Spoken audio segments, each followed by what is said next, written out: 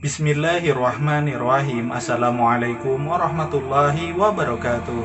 Saudara-saudaraku sekalian yang dirahmati oleh Allah Subhanahu wa Ta'ala, pada video kali ini akan kita bahas beberapa informasi tentang kisah momen-momen kasyafnya Abah Guru Skumpul.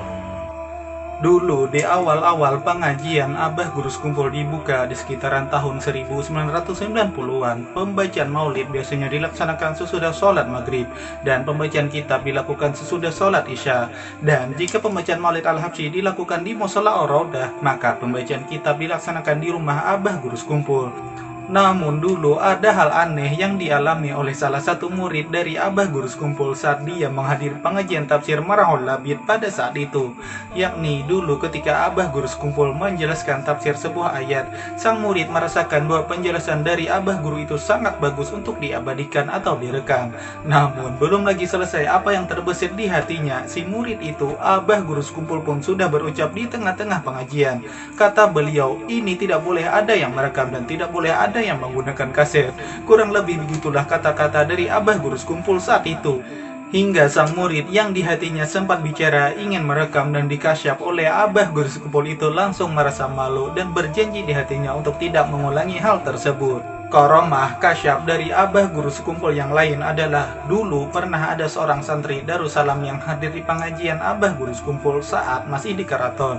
Pada saat itu santri itu sering kali hadir di majelis tersebut, tapi duduknya itu agak jauh dari jamaah yang lain, dan tidak jarang ia pun duduk di bawah batang pohon sawo di sekitaran parkiran di Bukalanggar Darul Aman Keraton Martapura. Dengan niat agar ia tidak mengantuk saat pengajian, pernah suatu saat ia pun membawa sebungkus kacang, sehingga saat pengajian berlangsung, ia sesekali mengunyah kacang tersebut.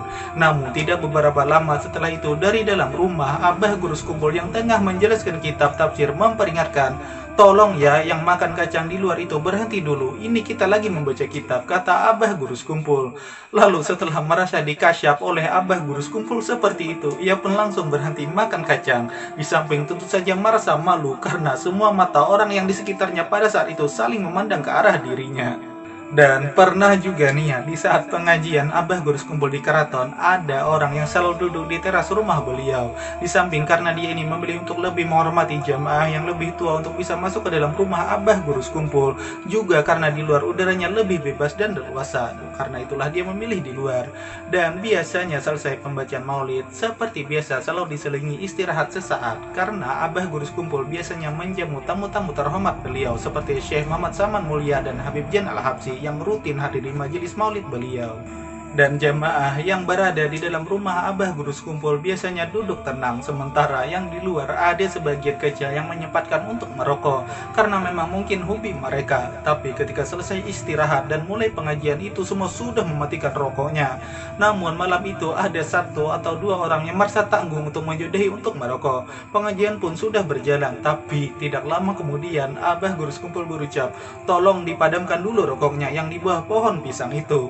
Dan memang ketika itu terlihat ada dua orang yang masih merokok di tengah berada di bawah rimbunan pohon pisang yang saat itu memang masih ada di samping rumah Abah Guru Skumpul.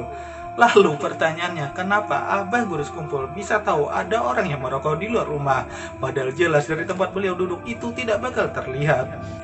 Jawabannya adalah karena Abah Guru Skumpul melihatnya itu dengan mukasyafah atau kasyaf. Dan kejadian serupa pun juga sering terjadi di pengajian Abah Guru Skumpul yang lain-lainnya, yang mana di saat pengajian berlangsung, Abah Guru Skumpul sering kali memberi teguran-teguran kecil seperti itu.